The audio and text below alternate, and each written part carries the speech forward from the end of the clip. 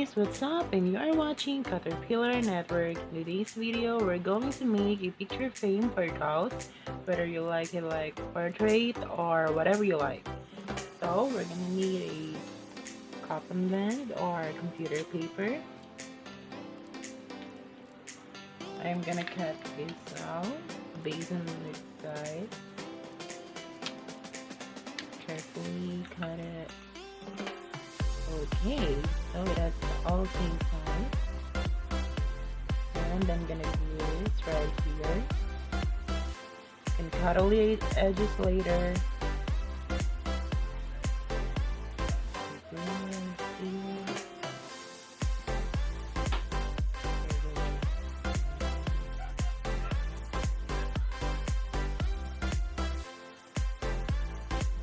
And after that, you can decorate it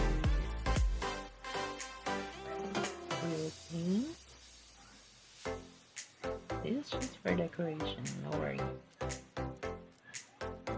And there's side, the edges. And paint it the other side of the edges. Okay. And voila, you're done. Don't forget to give us a thumbs up, and you can follow us on Instagram at Caterpillar Network, and we will see you next time for our next video. Bye!